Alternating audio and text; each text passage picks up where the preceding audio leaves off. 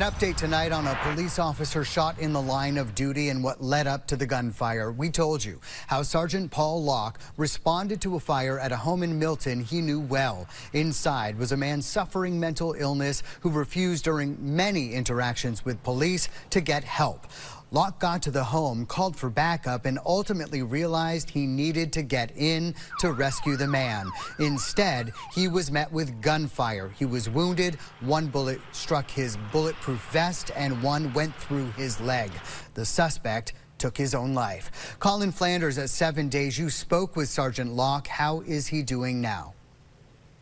Yeah, I think Sergeant Locke is doing as good as could be expected, but I think he's still dealing with some of the aftermath of this. It's now 6 months later, and he's not sure whether he's ever going to be able to get back onto the road.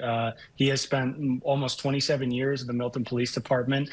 He's beloved in town. A lot of people know him, and if you talk to him, you really get the sense that he has made his career and also just the way he operates in the world. He's a police officer through and through, and I think for him, the challenge right now is figuring out whether he's ever going to be able to get back out onto the road or whether he's going to be able to end his career on his own terms.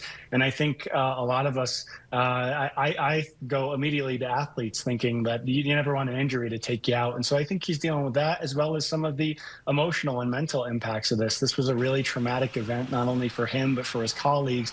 And I think that's the type of thing that lingers for a long time. This case really highlights the challenge for first responders. We do know that officers can execute what's called a mental health warrant. Walk us through what that is.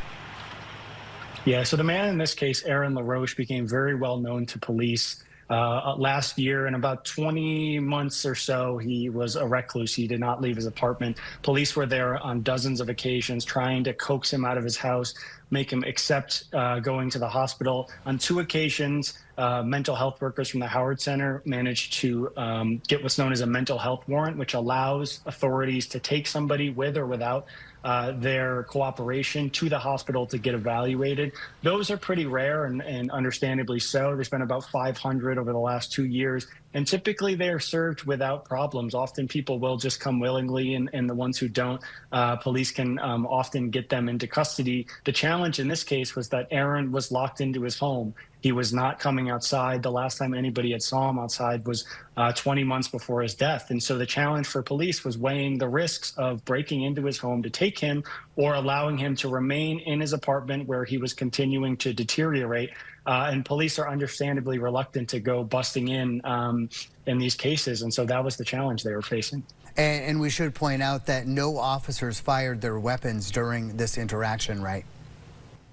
Yeah, that's right. This was, speaking to Officer Locke, he was thinking that he was going to go in and get Aaron help. He was actually shocked when the door opened and he saw a gun and heard the bullets. So I think it really spoke to police were there desperate to help throughout this process and even right up until the end.